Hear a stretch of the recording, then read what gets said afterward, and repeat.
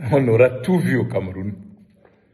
Et comme je vous ai souvent dit, c'est quand on se croit trop fort qu'on rencontre un faible qui vous renverse. Le Cameroun s'est spécialisé dans l'art de corrompre et de se faire corrompre. Ils ont même réussi à faire ami-ami avec la Banque mondiale, le FMI et récemment l'ONU, dans une certaine mesure. Tout ceci au coût de milliards sur le dos des Camerounais. Ils se sont dit, rien ne peut nous dépasser, on peut tout acheter.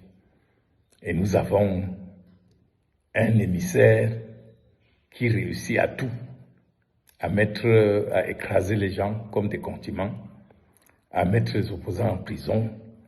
On va l'envoyer pour lever le dernier obstacle qui nous empêche de continuer à gérer le Cameroun comme notre bien, ce que nous faisons depuis 43 ans.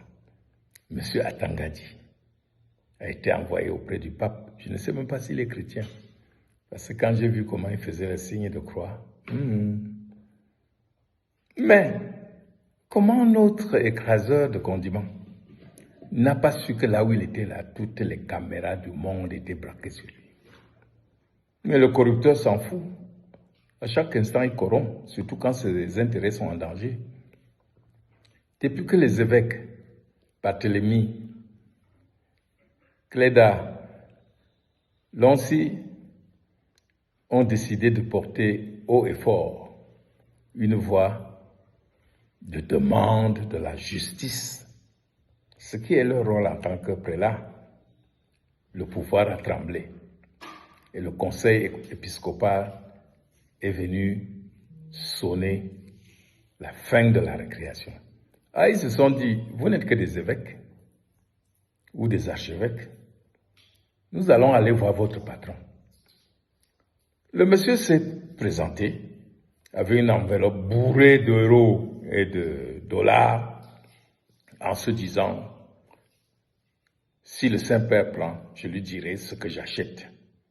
Le silence des évêques qui veulent nous empêcher de gagner tranquillement, de voler tranquillement les prochaines élections comme nous avons l'habitude de le faire. Car nous avons déjà tout le monde dans la poche.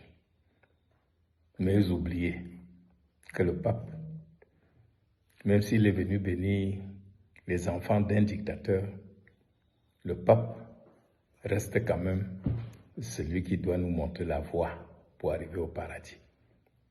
Il a donc dit à l'émissaire qui portait l'argent, vous ignorez que le Vatican est l'État le plus riche du monde. Allez dans votre pays, j'ai vu les routes, j'ai vu les hôpitaux. Allez faire quelque chose de bien pour les chrétiens du Cameroun.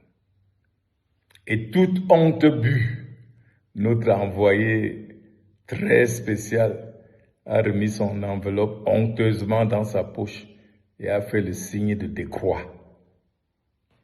Je crois qu'il est rentré dire à ceux qui l'ont envoyé que le pape est un pro-Camto et qu'il faut se méfier. Il faut désormais se méfier. Il faut trouver autre chose. Et je voudrais ici m'adresser à ceux que le pouvoir envoie pour combattre Camto. Que quand tu viens lui dire ce que tu as fait, il te dit, on a déjà fait ça. Trouve autre chose.